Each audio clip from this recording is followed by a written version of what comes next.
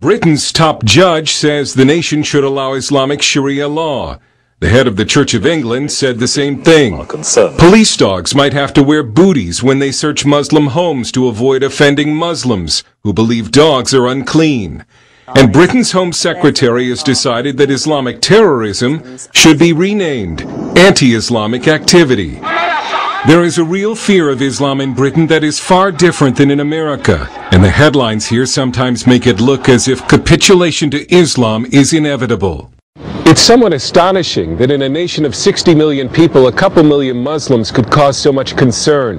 Critics of the government say that's because Britain's politically correct leadership has been so slow to tackle this problem head-on.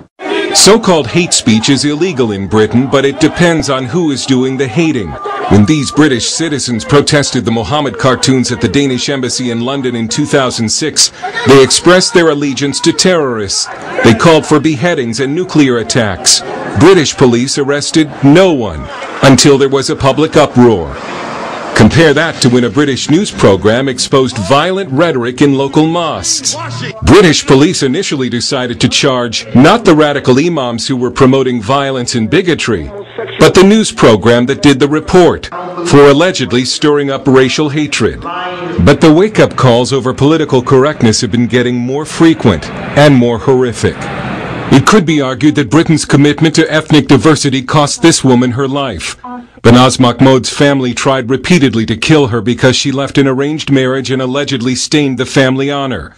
Banaz recorded this video account from a hospital bed the first time her family tried to kill her. She also went to British police several times asking for help, but they ignored her because police thought they should respect ethnic diversity and not get involved. Banaz was finally murdered by her father and uncle, stuffed into a suitcase and buried in this backyard. A surge in honor violence is only one result of the government's policy of respecting ethnic diversity and bowing to Islam. Gina Khan is a national spokeswoman against honor violence and Islamic radicalism. She left an arranged marriage, and because she speaks out against radical Islam, she's been forced to move to a secret location. You're at risk if you speak out. You can be attacked. I'm aware of that. But there comes a time when silence becomes a sin, a guilt. I spoke out because I believe that the people in the community that I moved out of are in denial about jihadism, yet it's happening all under their noses. In fact, I think people know what's happening. When former drug dealer and now born-again Christian Paul Ray wrote in his blog that the Muslim drug gangs in his hometown of Luton were savages, he was arrested on suspicion of a hate crime. It's okay for the Muslims to do what they're doing, and no one arrests them, but then if we start saying and disagreeing with what's actually happening, you know, we're breaching community cohesion, and we get arrested for it. It's just how things are now in this country. If we speak out or say anything against the protected species, Islam and Muslims. Paul Ray fled Britain after this interview because of threats against his life from Muslim gangs. Whole sections of Britain are now considered dangerous no-go zones for non-Muslims. Sally McNamara is at the Margaret Thatcher Centre for Freedom at the Heritage Foundation.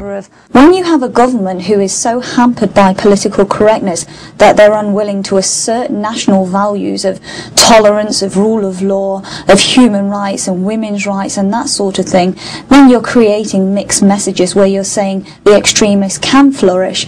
We have a hornet's nest of Islamic extremism in Britain, which we are trying to combat on a counter-terrorism and counter-radicalisation. Stephen Gash helps lead a grassroots group called SIO, Stop the Islamization of Europe, which has a chapter in Britain. We're discriminating against the majority people in Europe now in favour of the Islamists and Muslims. And the way we're going to be taken back to the Stoning Age. So you're now branded racist, Islamophobic or neo-Nazi if you speak out against Islam. But at least one study shows that most British Muslims don't want Sharia law. A lot of Muslims came here to escape it, yet it might be foisted on them anyway by political leaders. Wherever there is this same sort of ideology and mindset, there's now more polygamy in our communities, there's more domestic violence in our communities, there's more forced marriages, and there are more honour killings now. It's clear that multiculturalism and political correctness have backfired badly. The hardcore Islamists have not been assimilated into society. But Britain's confidence in democracy and Christian civilization have been seriously weakened. Dale Hurd, CBN News, London.